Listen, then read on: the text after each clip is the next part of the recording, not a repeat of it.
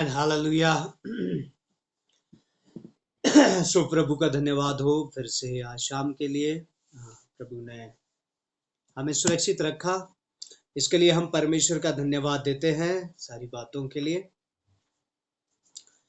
सो आइए अभी हम प्रश्नों में जाएंगे और प्रश्नों में हम बात करेंगे। तो जिसका भी प्रश्न है और वो पूछ लीजिए।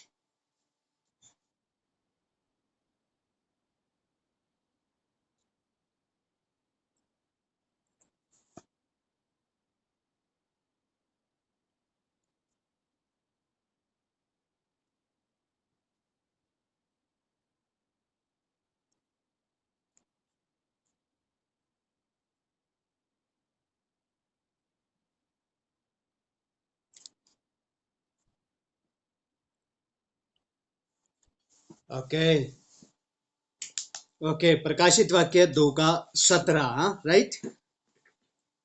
जी जी जी, हाँ, प्रकाशित वाक्य 2:17, ठीक है। आत्मा कलीसिया से कहता है, जो जय पाए उसको मैं गुप्त मन्ना में से दूंगा और उसे एक श्वेत पत्थर भी दूंगा और उस पत्थर पर एक नाम लिखा हुआ होगा जिसे उसके पाने वाले के सिवाय और कोई ना जानेगा। ठीक है, इसका मतलब क्या है? जिसके कान हो वे सुन ले। ठीक है, परमेश्वर कहता है ये कान नहीं, आत्मिक कानों को खोल ले। और दूसरा क्या लिखा है? गुप्त मन्ना में से मैं उसे दूंगा। ठीक है, परमेश्वर वहां मन्ना खिलाएगा, क्योंकि वचन में लिखा है जब स्वर्ग में आओगे, मन्ना मतलब जो भोजन इसराइलियों ने अपने जंगल की यात्रा में खाया था स्वर्ग से, वो कैसा है, क्या स्वाद है, हम नहीं जानते, लेकिन जब स्वर्ग जाएंगे तो जरूर खाएंगे। पत्थर का मतलब क्या है? जब हम मत्ती रचित सुसमाचार 16 अध्याय उसकी 16, 17, 18, 19, 20 इन आयतों को पढ़ते हैं, वहां पतरस के लिए यीशु मसीह कहता है तू एक पत्थर है और तुझ पर मैं एक कलीसिया बनाऊंगा। पत्थर का मतलब क्या होता है? मजबूत और मजबूत चट्टान जिसको कोई तोड़ नहीं सकता। और वहां पतरस से कहा इस कलीसिया के ऊपर अधोलोक के फाटक प्रबल नहीं होंगे। यानी कि परमेश्वर का कहने का मतलब क्या है? वो पत्थर दूंगा का मतलब क्या है? उसको मैं मजबूत राज्य दूंगा, स्वर्ग का राज्य, और उस पे एक नाम लिखा होगा, वो वही जानता है। जिस तरह से हम जय पाके जाएंगे, हमने कैसे कार्य किया, क्या कार्य किया, उसका क्या फल मिल रहा है, वो हम जान सकेंगे। ठीक है, तो उसका मतलब क्या है? ये पत्थर का मतलब क्या है? वह उसको मैं स्वर्ग राज्य में मजबूत करूंगा, जो जय पाकर आएगा। ठीक है, इसका ही मतलब। बाकी लंबी शिक्षाएं हैं, लेकिन वो हम बाद में इसके बारे में सीख सकते हैं। Okay, next.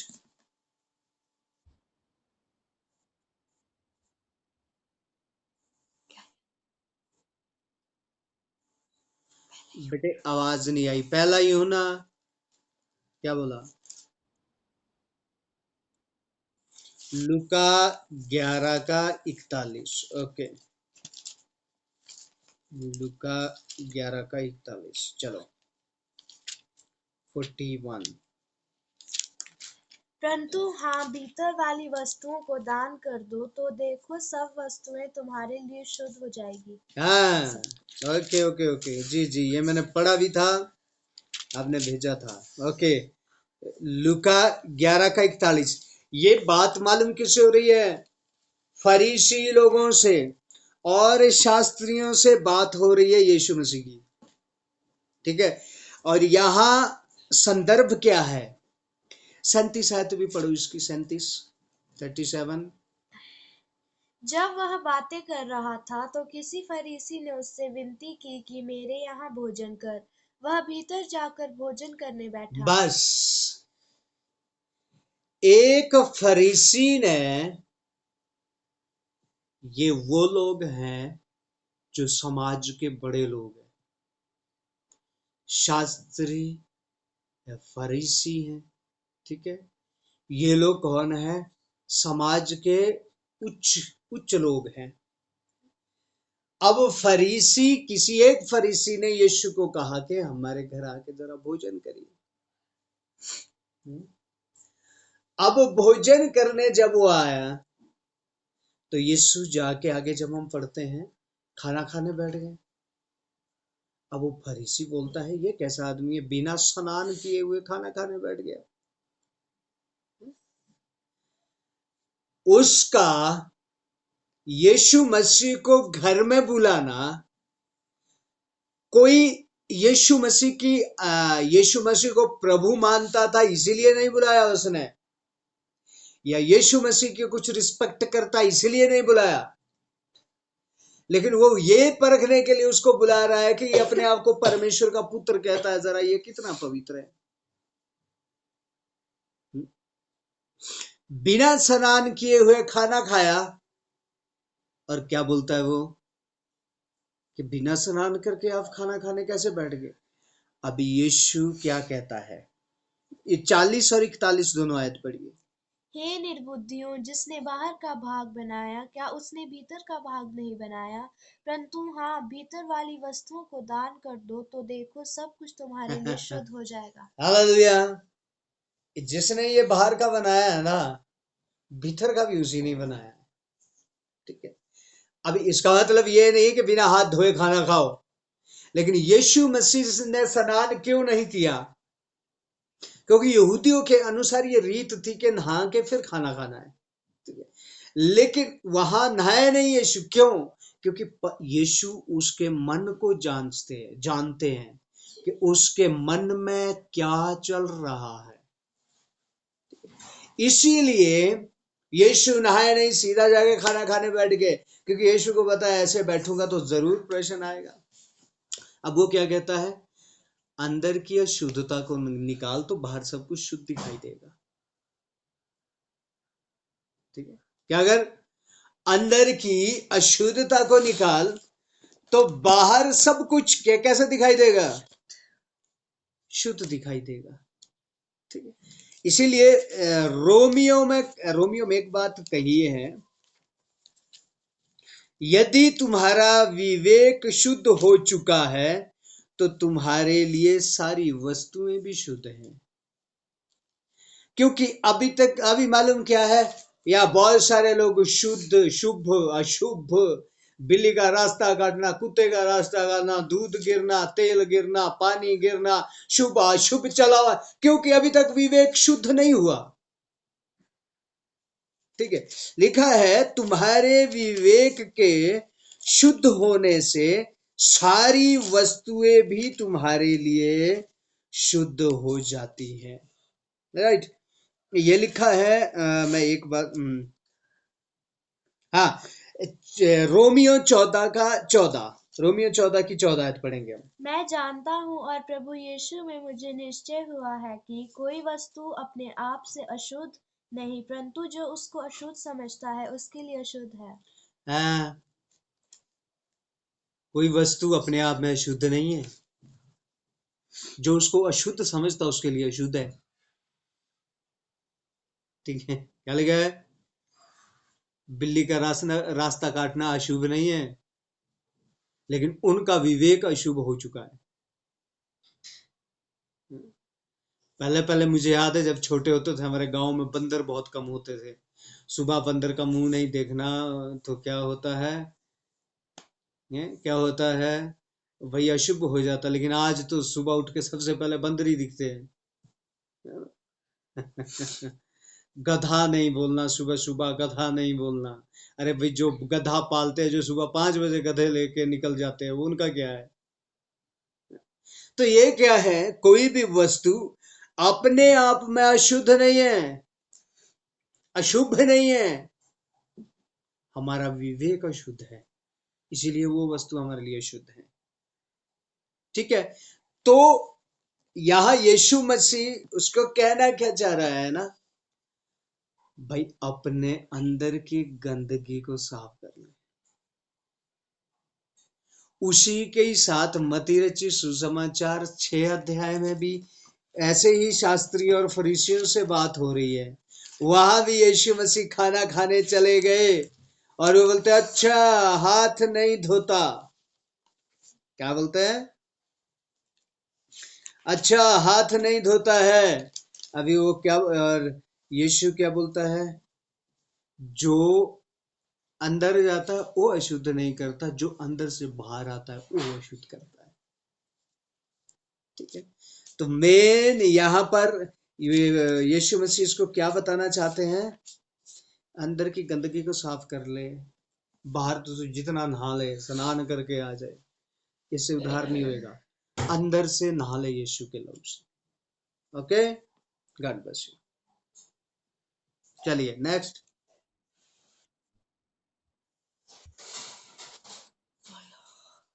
जी, काय की पत्री? हाँ, 3 आयत। यहूदा 1 का 3। प्रकाशित वाक्य से पहले यहूदा 1 का 3। हाँ, हे प्रियो, जब मैं तुम्हें उस उद्धार के विषय में लिखने में अत्यंत परिश्रम परिश्रम। से प्रयत्न कर रहा था, जिसमें हम सब सहभागी हैं, तो मैंने तुम्हें यह समझाना आवश्यक जाना कि उस विश्वास के लिए पूरा यत्न करो जो पवित्र लोगों को एक ही बार सौंपा गया था। हाँ हाँ, बोलिए, प्रश्न बोलिए इसमें।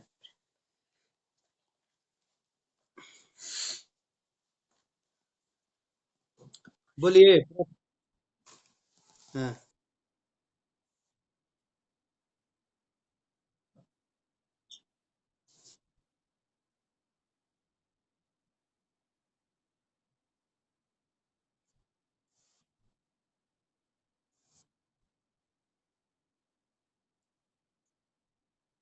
नहीं, ये पत्री, ये पढ़ कहाँ से रहे आप? अच्छा, तो मेरे को 3 क्यों बोल रहे आप? ओके, 4 आए थे। क्योंकि कितने ऐसे मनुष्य चुपके से हमें आ मिले हैं, जिनके इस दंड का वर्णन पुराने समय से पहले ही से लिखा गया था। ये भक्तिहीन है और हमारे परमेश्वर के अनुग्रह को लुचपन में बदल डालते हैं और हमारे अद्वैत स्वामी और प्रभु यीशु मसीह का इनकार करते हैं। ये वो हैं जो गलत शिक्षा वाले हैं। ठीक है, जिन्होंने यीशु को माता बना दिया, जिन्होंने परमेश्वर को माता बना दिया, लुच्चपन बना लिया कि नहीं नहीं नहीं, इतना सीरियस थोड़ी है परमेश्वर। देखो, इसमें कुछ एक बात है। नंबर 1, सबसे पहले तो लुच्चपन बना दिया। लुच्चपन बनाने का मतलब क्या है? पाप करते जाओ। 9 का 26, दानियल 9 का 26। ओके, पाप करते जाओ, ठीक है, और कोई नहीं, प्रार्थना भी करते रहो, कोई चक्कर नहीं है। लुच्चपन बना दिया परमेश्वर को। सारे काम करते जाओ, कोई नहीं, संसार में रहो, संसार का करते रहो, ये करते रहो, हालेलुया भी करते रहो। चर्च में जाना जरूरी है, बस चाहे 25 दिसंबर को ही जाओ, पर जाओ जरूर। सारे पाप क्षमा। वो लुचपन बना दिया उन्होंने परमेश्वर को। और दूसरा क्या है? यीशु का इनकार करते। यीशु का इनकार करने का मतलब क्या है? आप लोग क्या समझते हैं यीशु का इनकार करने से? अभी समझ आ गया कि वो लोग कौन है, अभी समझ आएगा। यीशु का जो इनकार करते, वो आप क्या समझते इससे? कौन है वो लोग? कोई बोलो। हाँ, और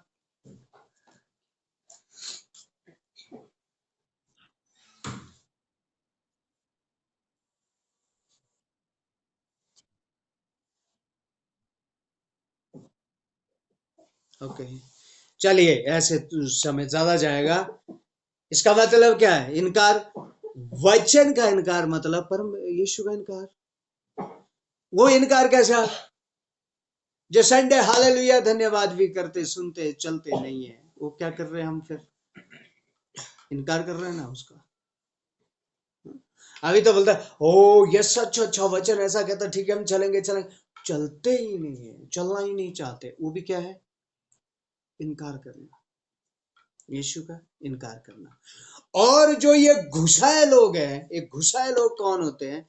जो दूसरे को भी, दूसरे के विश्वास को भी खत्म करते हैं।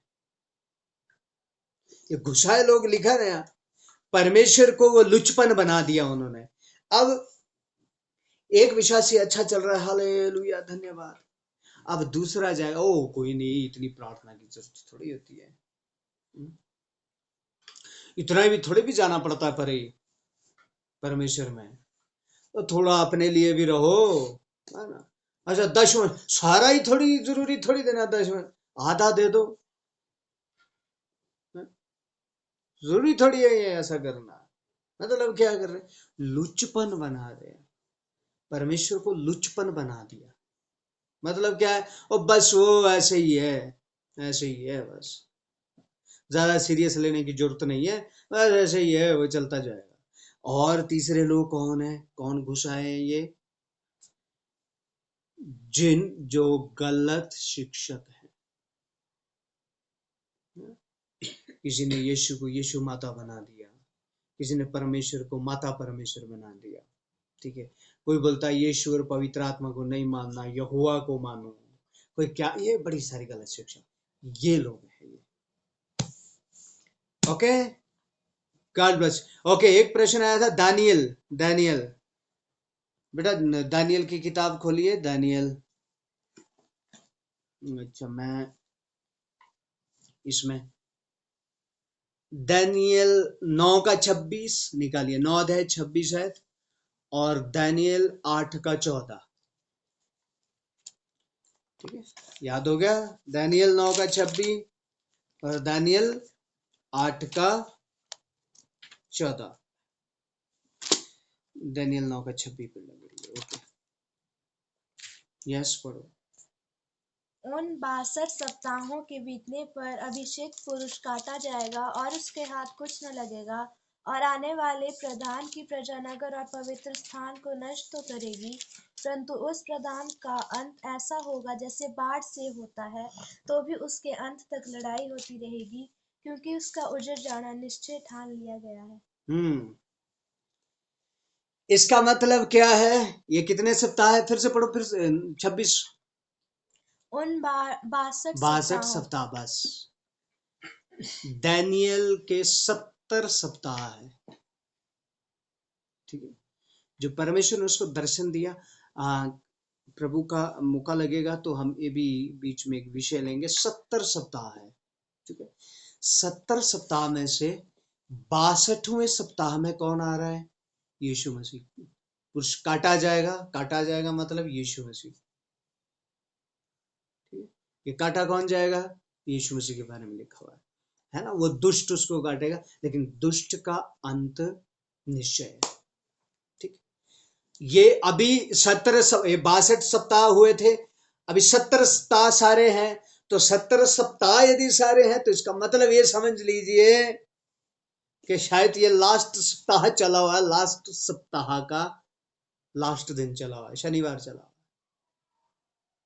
ठीक है, ये शनिवार जैसे ही खत्म हुआ, जैसे ही संडे आया, वैसे ही कलीसिया उठा ली गई। Okay, hallelujah. और क्या था? 8 का 14 पढ़िए, 8 का 14। तब उसने मुझसे कहा, जब तक सांझ और सवेरा 2000 दिन 100 बार न हो, तब तक वह होता रहेगा, तब पवित्र स्थान शुद्ध किया जाएगा। हाँ, अब ये क्या है? ये है जो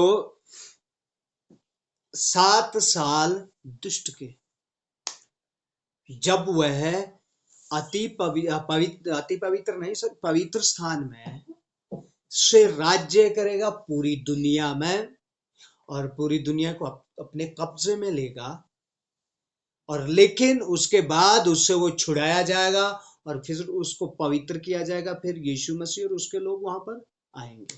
राइट, सो ये है, वैसे ये कि विषय है, लेकिन मैंने थोड़े शब्दों में आप लोगों को ये समझा दिया। ओके, मैं विश्वास करता हूँ आपको समझ आया है।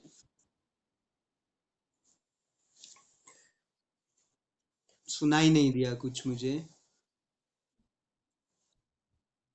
हाँ जी, बिल्कुल, बोलिए।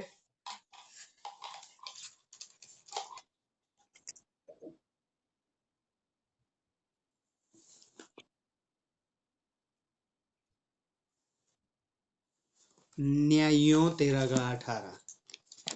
ओके, न्यायों 13 का 18 निकालो बेटा। न्यायों 13 अध्याय उसके 18। यहोवा के दूत ने उससे कहा, मेरा नाम तो अद्भुत है, इसलिए तू उसे क्यों पूछता है? न्यायों 13 का 18। अच्छा, कहाँ है? मैं सॉरी, मैं गलत जगह में हूँ।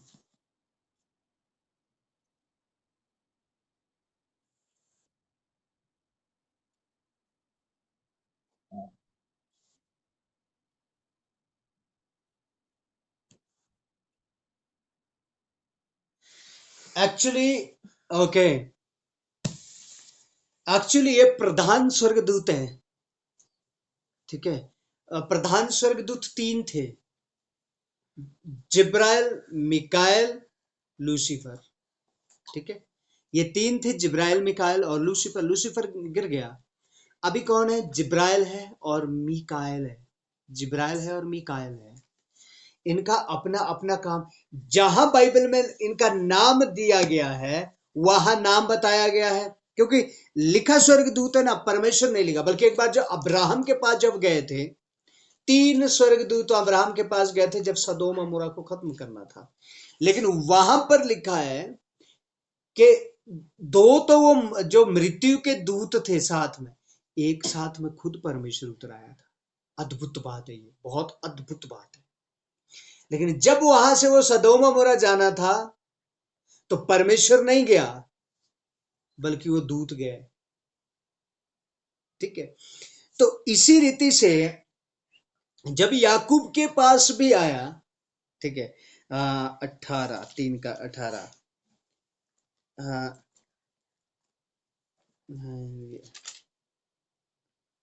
उत्कृष्ट, ओके राइट।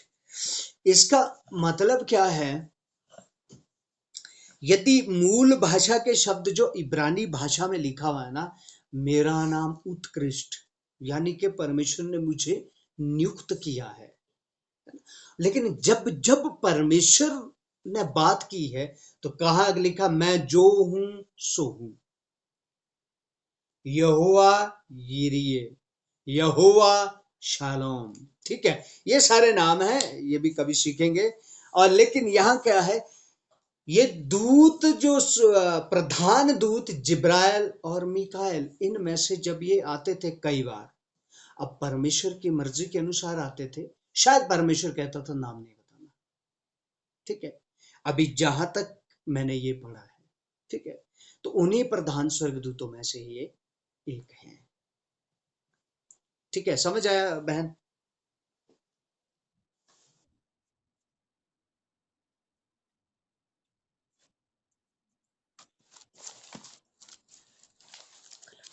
गलातियों 6 का 3, चलिए निकालो बेटा, गलातियों 6 का 3। क्योंकि यदि कोई कुछ न होने पर भी अपने आप को कुछ समझता है तो अपने आप को धोखा देता है। हाँ, हालेलुया।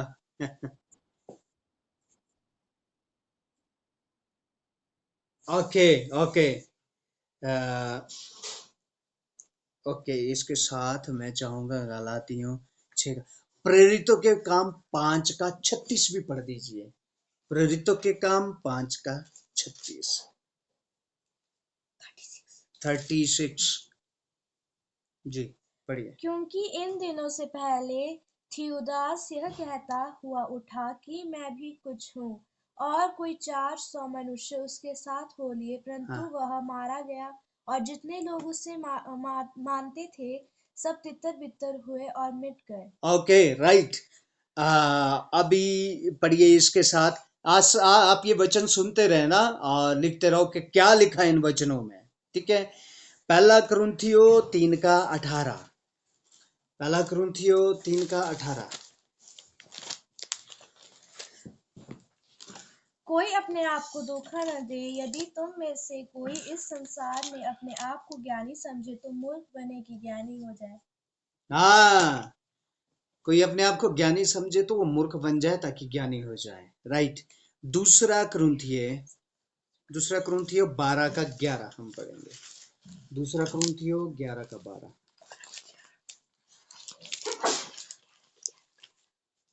दूसरा कुरिन्थियों 12:11।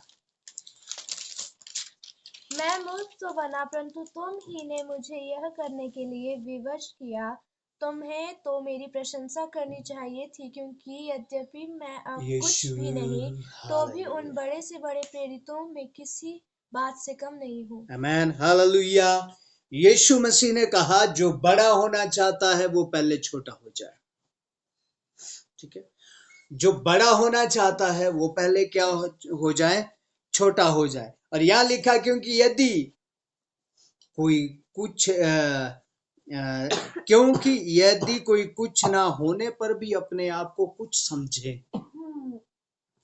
तो क्या लिखा है यहां, तो अपने आप को धोखा देता है।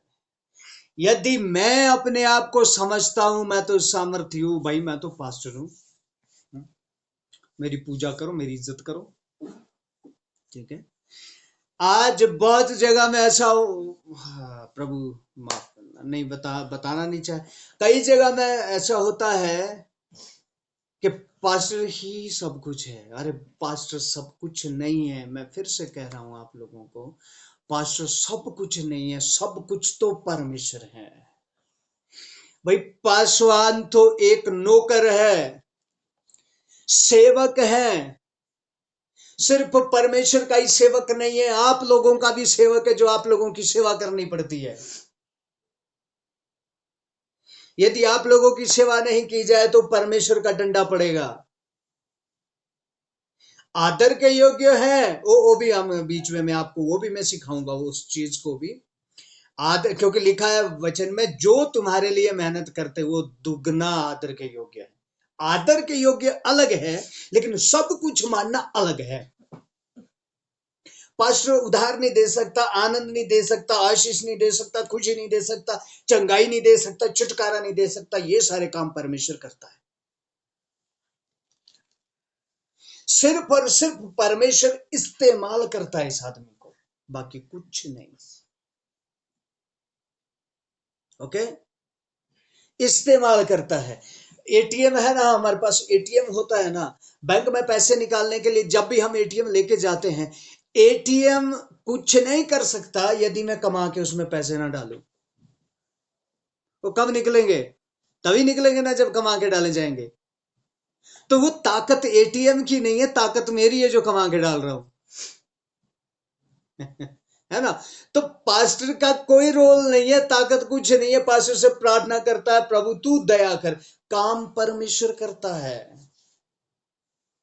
इसीलिए यदि परमेश्वर कभी भी किसी को इस्तेमाल करे या उसकी प्रार्थनाओं के द्वारा काम हो कहीं भी, मैं विश्वासियों को भी कहना चाहता हूं, सब लोगों को, किसी की प्रार्थना के द्वारा काम हो, प्रभु कार्य करे, उधर दया करे, अनुग्रह करे, तो कभी अपने आप को कुछ मत समझना, याद रखना। यदि हम अपने आप को कुछ समझते हैं तो इसका मतलब अपने आप को धोखा दे रहे हैं।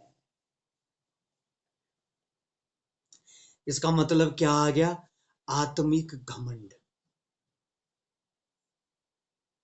इसका मतलब क्या आ गया है? आत्मिक घमंड आ गया है। हम घमंडी हो चुके हैं। ठीक है, अभी हमने प्रेरितों के काम में पढ़ा, थियुफिलुस, वो भी क्या बोलता था? मैं सब कुछ हूं, क्योंकि उसके द्वारा चंगाइयां होना शुरू हो गई, परमेश्वर उससे इस्तेमाल करना शुरू। अब क्या बोलता हो? ओ छोड़ो सब कुछ, मैं सब कुछ हूं, मेरे सामने झुको। संसार में हो ही यही तो रहा है, एक मनुष्य गद्दी पे बैठता है और सारे लोग उसके सामने झुकते हैं और क्या बोलते हैं?